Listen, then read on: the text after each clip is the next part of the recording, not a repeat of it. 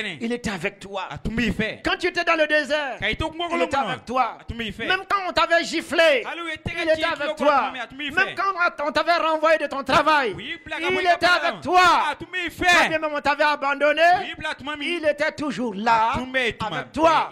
Parce que lui, il veille sur ses desseins afin que ces desseins-là s'accomplissent dans ta vie. Les gens peuvent agir contrairement contre toi. Mais comprends très bien, Dieu ne se laissera pas intimider, influencer par l'agissement des gens. Il va veiller jusqu'à ce qu'il a déterminé pour toi, jusqu'à ce que cela se réalise. C'est pour ça que je te dis que tu ne manqueras de rien. Tu ne manqueras de rien. L'Éternel est mon berger. Qu'il soit ton berger. Laisse l'Esprit de Dieu te conduire ainsi. Regarde ce qu'il a fait avec le peuple d'Israël. Alléluia. Amen. Alléluia. Amen. Gloire au Seigneur. Gloire au Seigneur. Gloire au Seigneur. Nous pouvons aussi voir dans Deutéronome 8, le verset 4. Deutéronome 8. Le verset 4. Il est écrit: ton vêtement ne s'est point usé sur toi, et ton pied ne s'est point enflé pendant ces 40 années. Ah, Dieu veille sur tes pieds là. Hein? Même si ton pied est enflé, Dieu regarde. Une épine entre dans ton pied, Dieu regarde. Aucune épine n'entre dans ton pied à l'insu de Dieu. Il veille jusqu'à ce que ton pied ne s'enfle pas. Même ton vêtement là, que tu portes constamment. Tu te dis que tu as cette robe là il y a 15 ans. Frères et sœurs, Dieu note même le nombre de fois que tu portes les mêmes habits et puis te dit il est temps de changer. Hein? Il veille sur ton habillement. Il veille sur ton corps. C'est pour cela quand vient à manquer quelque chose, il intervient afin que tu ne manques de rien. Alléluia. Amen. Alléluia. Amen. C'est pour ça qu'il va veiller à ce que tu ne puisses moins manquer d'argent, tu ne puisses moins manquer de matériel, de quoi que ce soit qui t'est utile ici-bas sur terre. C'est pour ça qu'il va veiller sur toi, pour ton bien-être, la santé de ton corps. Alléluia. Amen. Le Christ déclare que Dieu veille sur nous à tel point que si un cheveu tombe, c'est-à-dire chaque cheveu que le coiffeur, ils ont déjà fini pour moi, chaque cheveu que le coiffeur l'a fait tomber, aucun cheveu ne tombe à son insu. Est-ce que tu vois cela? Ton cheveu, si un seul cheveu tombe, il est déclaré, ça ne tombe pas à l'insu de Dieu. Qu'en est-il si toi-même tu tombes?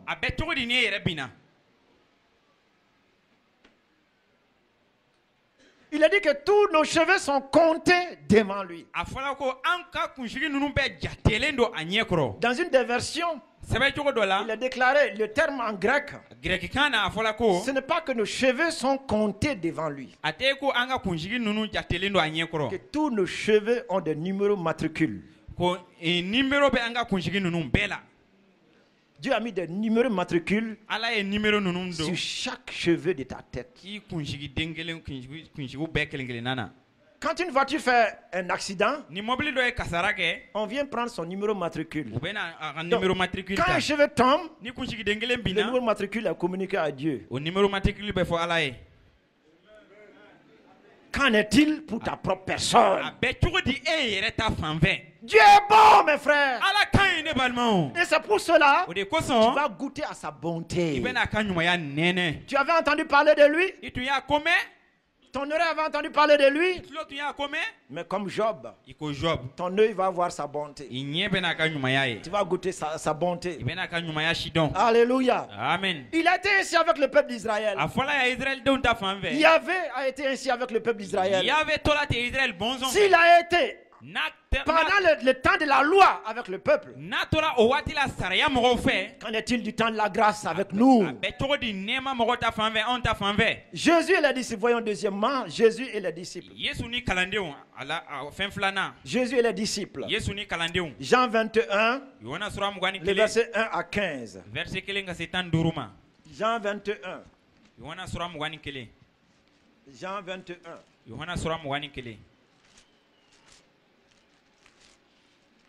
Le verset 1 à 15. Après cela, Jésus se montra encore aux disciples sur les bords de la mer de Tibériade. Et voici de quelle manière il se montra. De quelle manière il se montra. Tu verras de quelle manière le Seigneur va se montrer à toi en cette fin d'année. Tu l'as connu avec un autre visage, d'une certaine manière. Mais maintenant, il a une autre manière, il va se présenter à toi. La face de sa bonté. La face de sa bonté. La face de sa bonté. Alléluia. Amen. Alléluia. Amen. Frères et sœurs, il a déclaré, Simon Pierre, Thomas appelé Didyme, Nathanaël de Cana en Galilée, les fils de Zébédée et les autres disciples de Jésus étaient ensemble. Voyons cette période-là où ces disciples-là dont on vient de citer les noms, ils étaient ensemble.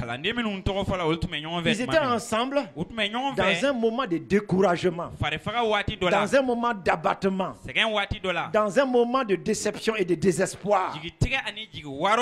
Leur espérance qui reposait sur le Seigneur, voici qu'il n'est plus là. Il est mort. Il est enterré. Bien sûr, il a dit de grandes paroles. Mais ce qui se passe ici maintenant, ils n'ont personne pour les guider. Ils n'ont personne pour les diriger. Regardez. Simon au verset 3. Simon Pierre leur dit, je vais pécher. Et ils lui dirent, nous allons aussi avec toi. Ils sortirent et montèrent dans une barque. Et cette nuit-là, ils ne prirent rien. Nothing. Dieu, n'ont rien pris. Frères et sœurs, chaque fois que tu veux aller indépendamment sans le Seigneur, tu vas tout manquer. Tu vas tout manquer. Tu vas tout manquer. Pierre est dessus. Les disciples le sont aussi avec lui. Ils ont passé 30 années, ils ont abandonné, plutôt 3 années et demie, ils ont abandonné leur travail. Ils ont délaissé ce qu'ils faisaient pour suivre le Seigneur. Et pendant que le Seigneur était là, bien sûr, rien ne leur manquait. Mais voici, il n'est plus là. Leur espérance, vous voyez, est déchue. Qu'est-ce qu'il faut faire maintenant? Il faut retourner à l'origine. Il faut retourner au commencement. Ça fait 3 années et demie de perte de temps. Dis, moi je vais pécher. Hein? C'est là qu'il m'a pris, non? Les autres disciples aussi ont dit, qui va rester ici? Donc nous aussi on va aller avec toi. C'est des gens qui semblaient avoir tout perdu.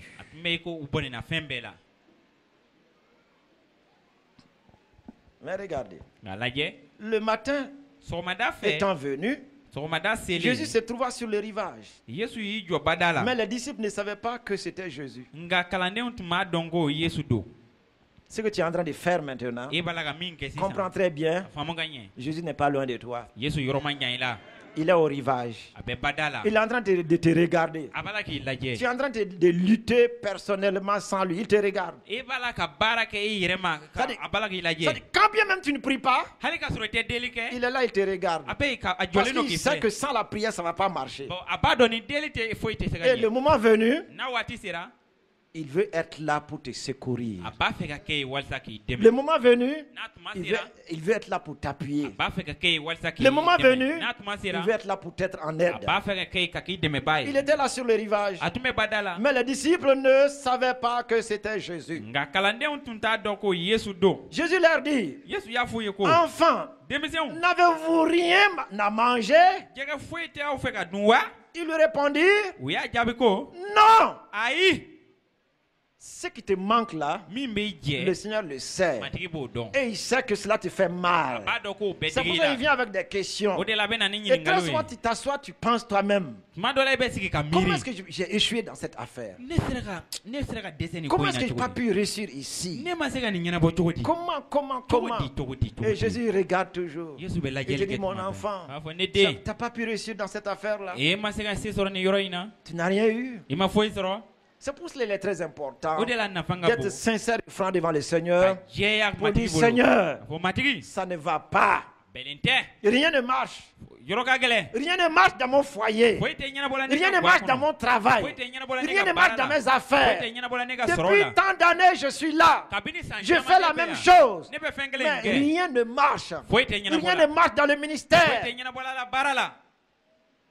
Si tu es ainsi sincère, il va intervenir. Il va dire à la femme samaritaine qui avait des problèmes, des difficultés de foyer,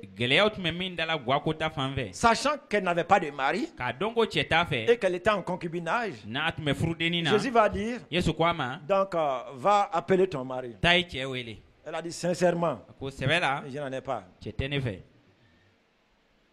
Jésus dit, tu as dit vrai que tu n'en as pas. Le Seigneur aime que tu lui dises ce qui ne va pas dans ta vie. Il le sait déjà, mais il veut que tu lui dises. Il connaît tes besoins, mais il veut que ça sorte de ta bouche. C'est pour cela qu'il viendra à toi par des situations quelconques pour que tu puisses être conscient réellement du manquement dans lequel tu es. Ils ont dit rien. Tu as vu les médecins. Tu es malade. Tu n'as pas pu retrouver la santé qu'il faut. Dis au Seigneur, j'ai vu les médecins, mais ça n'a pas marché. Je suis toujours malade. Je veux être guéri. Alléluia. Amen.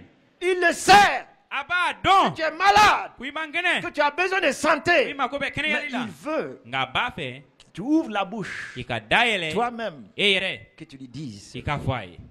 N'avez rien à manger.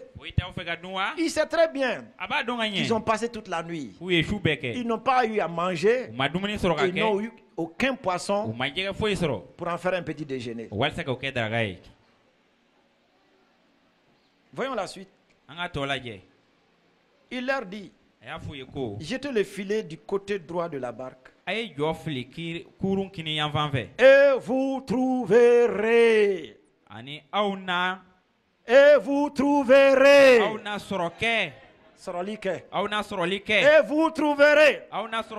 Ma prière pour toi en cette fin d'année, que le Seigneur te dise spécifiquement ce que tu dois faire en réalité pour sortir vraiment de cet état de médiocrité dans lequel tu es. C'est-à-dire une chose précise. Ce que tu dois faire pour sortir de l'état de maladie, pour sortir de l'état de médiocrité, pour sortir de l'état de pauvreté, pour sortir de ces problèmes-là, pour sortir du chômage. Ce que tu dois faire au juste. Il a dit jetez du côté droit. Vous trouverez. Là où tu dois trouver. Là où tu dois trouver. Là où tu dois trouver. Que la lumière jaillisse maintenant. Que le chemin soit frayé maintenant. Et que tu puisses réellement aller en ce lieu. Alléluia. Amen. Alléluia. Amen. Ils jetèrent donc. Et ils ne pouvaient plus le retirer. À cause de la grande quantité de poissons. Alors le disciple que Jésus aimait dit à Pierre, ça c'est le Seigneur. Ça c'est le Seigneur. Ça c'est le Seigneur. Ce qu'il va faire dans ta vie, d'ici réellement 2014, les gens diront ça c'est le Seigneur. Toi-même tu diras ça c'est le Seigneur. Parce que tu aurais tenté du côté des hommes.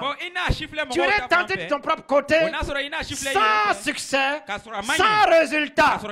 Alors la providence de Dieu va être manifestée dans sa bonté et tu reconnaîtras que ça là, c'est le Seigneur. Alléluia. Alléluia. Dis au Seigneur, ouvre mes yeux pour voir que c'est toi qui agis dans ma vie. Alléluia. Amen. Alléluia. Amen. Oui, le disciple que Jésus aimait. Ça veut dire le disciple aussi qui aimait Jésus. Jésus l'aimait, il aimait Jésus. Quand tu aimes Jésus, tu reconnaîtras réellement ses voix. Alléluia. Amen. Gloire à Dieu. Gloire à Dieu. Gloire à Dieu. Frères et sœurs, il a dit, et Simon Pierre, dès qu'il a entendu que c'était le Seigneur, il mit son vêtement et sa ceinture, car il était nu, et se jeta dans la mer. Les autres disciples vinrent avec la barque, tirant les filets pleins de poissons, car il n'était éloigné de terre que d'environ 200 coudées. Lorsqu'ils furent descendus à terre, ils virent là des charbons allumés, du poisson dessus et du pain. Vous voyez?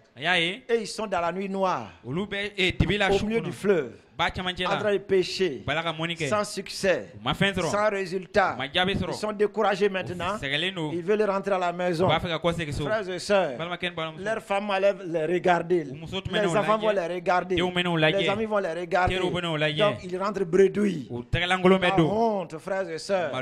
Combien de fois tu sors le matin, tu reviens à la maison sans un second. C'est pour ça que tu rentres à minuit, minuit et demi. Tu veux que tout le monde est endormi maintenant. Et tu te lèves maintenant tôt à 5 h du matin. Tu sors parce que tu n'as rien. C'est pour ça qu'il le déclare. En cette fin d'année, le Seigneur va te relever. Finis la confusion. Finis la honte. Finis le mépris sur toi. Alléluia. Amen. Lui, Jésus, il était déjà là à la berge. Il avait déjà allumé le feu. Sur ce feu, il y avait déjà du poisson. À côté du poisson, il y avait déjà là du pain. Alléluia. Amen. Alléluia. Amen. Alléluia. Amen. L'Éternel est mon berger. Je ne manquerai de rien. Je ne manquerai de rien. Je ne manquerai de rien. Ça a été une nuit peine perdue. Jésus avait tout ici. À la berge. C'est pour cela, en laissant le Saint-Esprit te guider, te conduire, il y a un feu déjà allumé. Le poisson se trouve déjà sur le brasier. Le pain est déjà là. Et regardez, Jésus va les inviter à manger. Pas leur poisson. Jésus avait déjà son poisson ici. Mais il va leur dire maintenant, bon, amenez pour vous aussi. Mais pour eux aussi, c'est le poisson qu'ils ont pêché avec sa parole. Le poisson qu'ils ont pêché avec sa parole. C'est pour cela, le Seigneur va te bénir. Quand il va te bénir, il va te donner l'abondance. N'oublie pas d'amener dans la maison du trésor aussi la part du Seigneur. Dis, je le ferai. Alléluia. Amen. Alléluia. Amen. Frères et sœurs, il est déclaré.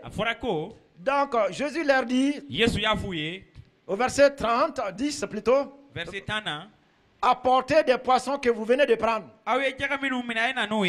Lui déjà, il a son poisson au feu. Le pain est déjà là. Le feu, il dit, amenez les poissons que vous avez pêchés. Simon Pierre monta dans la barque et tira à terre le filet plein de 153 grands poissons. Et quoi qu'il eût temps, les filets ne seront plus point. L'abondance est là en cette fin d'année pour toi. Allez. Amen. Gloire à Dieu. Quelqu'un m'a appelé hier. Et il m'a dit, pasteur. Oh, j'ai dit merci au Seigneur. J'ai dit, mais pourquoi? Il dit, je viens d'avoir la première fois un compte bancaire que je viens d'ouvrir. La première fois. Et j'ai ma propre carte. J'ai mon chéquier. Pasteur, c'est bon. Tu auras ton propre compte bancaire maintenant. Et si toi tu l'as que c'est vide là, écoute, ton compte bancaire ne sera plus jamais vide. Alléluia. Gloire à Dieu, gloire à Dieu, gloire à Dieu. L'abondance t'attend. Dis-lui, l'abondance t'attend. L'abondance t'attend. L'abondance t'attend.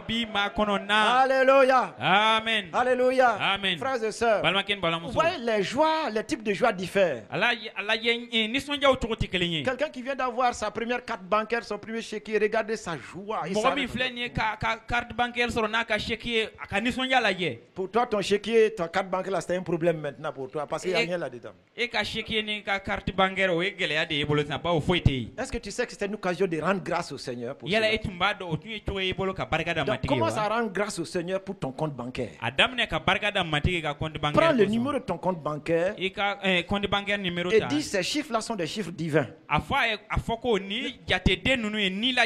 Les numéros de ton compte bancaire, là, dis ce sont des chiffres divins. Et ces chiffres divins-là, où que soient les trésors viendront dans ton compte bancaire. Au nom puissant du Christ Jésus, acclamez le Seigneur. Acclamez le Seigneur. Alléluia. Amen. Alléluia. Amen. Jésus leur dit, venez manger. Mais le Seigneur est merveilleux. Hein? C'est lui qui prépare pour toi pour que tu manges.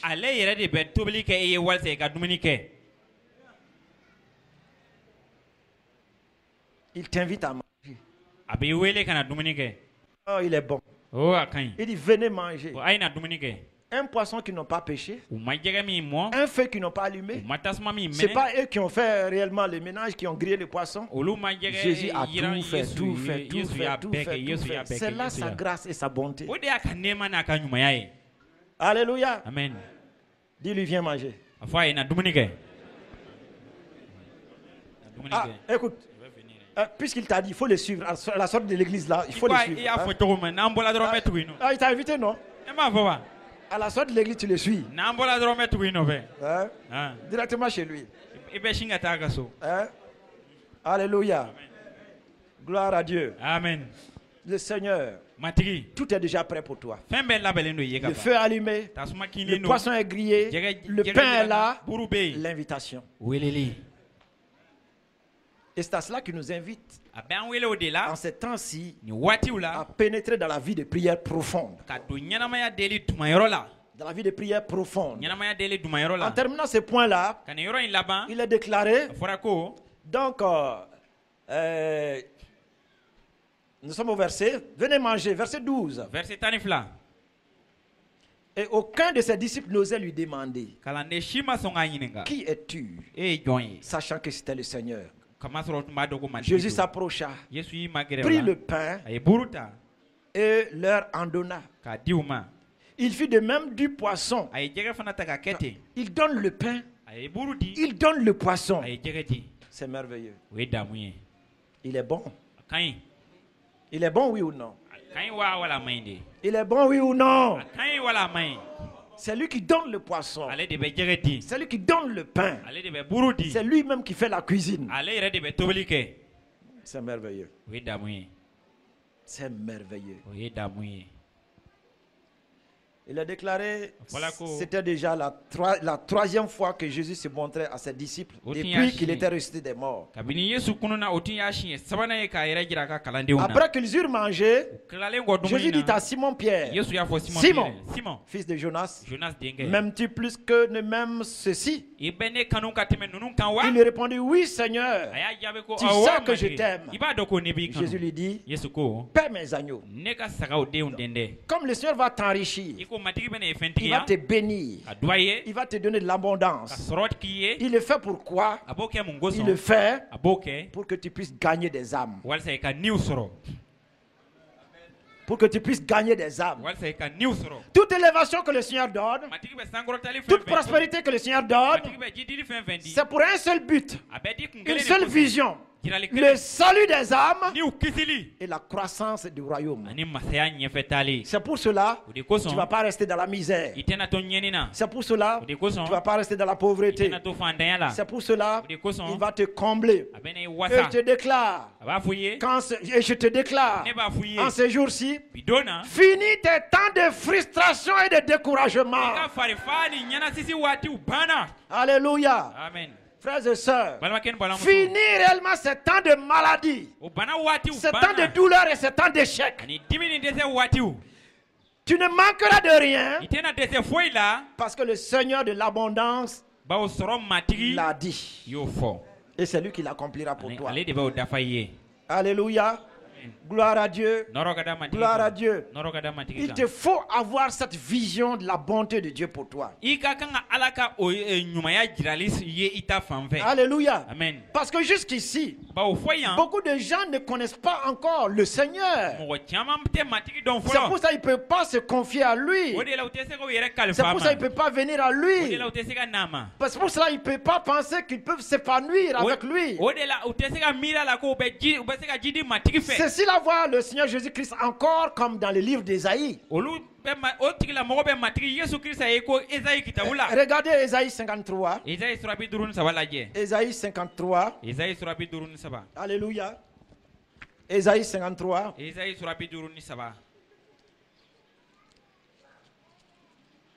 Ésaïe 53. À partir du verset 3, mépriser et abandonner des hommes, hommes de douleur et habitués à la souffrance, semblable à celui dont on détourne le visage, nous l'avons dédaigné, nous n'avons fait de lui aucun cas. Ce visage de Jésus, beaucoup de gens voient encore le Seigneur comme cela. Ils pensent qu'en se consacrant, en se donnant davantage, ils seront méprisés. Quelqu'un qui est méprisé, si tu deviens l'ami de quelqu'un qui est méprisé, les gens vont te mépriser. Si tu deviens l'ami de quelqu'un qu'on a rejeté, les gens vont te rejeter. Si tu es l'ami de quelqu'un qui a le visage défiguré, écoutez, personne n'aimerait aller avec toi. Beaucoup de gens pensent que quand tu viens au Seigneur, que tu te donnes entièrement à lui. Être chrétien là, c'est pas facile, il y a la fatigue, il y a les douleurs. Écoutez, comprenez bien. Tu vas le connaître dans sa bonté. Ce n'est plus cette image-là que le Seigneur présente. D'autres encore le voient toujours avec le visage de Marc 14. Ouvrons donc encore nos Bibles. Dans Marc 10 plutôt. Marc 10, le verset 28. Il faut que tu puisses voir le visage de la bonté de Dieu. Marc 10. Le verset 28 au verset 30. Marc 10.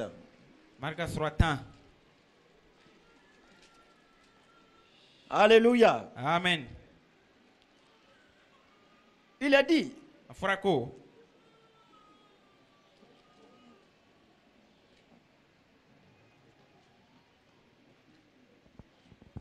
excusez, avant Marc 10, avant Marc 10, voyons Marc, Marc 6, le verset 3. Marc 6, le verset 3. Il faut que tu puisses voir le vrai visage de Jésus aujourd'hui, comme il opère. Dans Marc 6, le verset 3, il a dit, n'est-ce pas le charpentier, le fils de Marie, le frère de Jacques, de Jos, et de Jude et de Simon. Et ses sœurs ne sont-elles pas là parmi nous? Frères et sœurs, écoutez, qui va se confier à un charpentier? Beaucoup de gens voient Jésus encore aujourd'hui comme un charpentier. Un charpentier, c'est quelqu'un même qui va chercher à s'en sortir de sa médiocrité. Tout ce qu'un charpentier peut te faire, si tu es son ami, gratuitement, c'est un cercueil.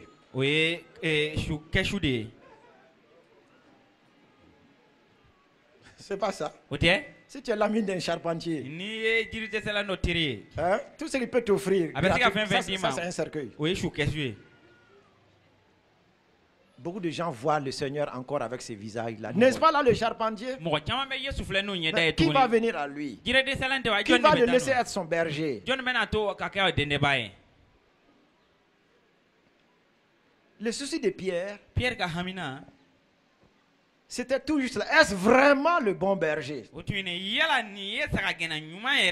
Voyons maintenant Marc 10, les versets 28 à 30. Marc 10, les versets 28 à 30. Alléluia. Amen. Pierre s'est mis à lui dire, c'est-à-dire à Jésus, voici, nous avons tout quitté et nous t'avons suivi. Donc tu es notre berger. On a tout quitté et on t'a suivi. Mais maintenant, regardez ce que Pierre a dans le cœur. Et nous t'avons suivi. Dans d'autres versions, il est dit là-bas, Pierre va dire, mais qu'est-ce qui leur est réservé à eux qui ont tout abandonné, qui l'ont suivi? Ici, Jésus répondit, je vous le dis en vérité, il n'est personne qui, soulignez personne, soulignez personne, il n'est personne qui, ayant quitté à cause de moi et à cause de la bonne nouvelle, sa maison, ou ses frères, ou ses soeurs, ou sa mère, ou son père, ou ses enfants, ou ses terres, ne reçoivent au centuple. Présentement dans ce siècle-ci, des maisons, des frères, des sœurs, des mères, des enfants et des terres avec des persécutions. Et dans le siècle à venir, la vie éternelle. Alléluia. Pierre se dit, est-ce que tu es vraiment le bon berger? Nous on a tout quitté pour te suivre. Est-ce qu'on peut continuer encore de te suivre? Jésus dit à Pierre, c'est lui qui m'a pris comme berger. Tu as tout quitté. Tu as tout laissé. Tu ne t'es pas laissé diriger par ta famille. Tu ne t'es pas laissé diriger par les institutions. Tu ne t'es pas laissé diriger par ce monde. Tu ne t'es pas laissé influencer par qui que ce soit. Mais tu m'as pris comme repère, comme berger. Tout ce que tu perds en venant à moi, 100 fois plus je te le donne. 100 fois plus. Frères et sœurs, c'est pour ça que quand des gens pensent que vraiment c'est la réunion de prière alors que je dois aller faire là-bas ce travail-là, je ne peux pas venir à la prière.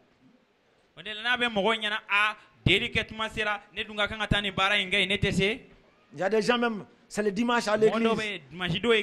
Aujourd'hui, si je ne vais pas dans cette rencontre là-bas, on m'a promis ceci. Le Seigneur déclare, tout ce que tu perds à cause de lui et à cause de la bonne nouvelle, lui 100 fois plus, 100 fois, il te donne ici et aussi il te donne la vie éternelle. Donc quand il est ton berger, tu ne manqueras de rien. Tu ne manqueras de... Dis-lui encore, tu ne manqueras de rien. Tu ne manqueras de rien. Alléluia. Amen. Gloire à Dieu. C'est pour cela que je vais conclure ce message avec le thème de cette année, de ce mois-ci. L'acquisition de quoi? Hein? Des dons spirituels et de leur manifestation. Dans ces dons spirituels, nous avons vu la foi parce qu'il y a tout là-dedans.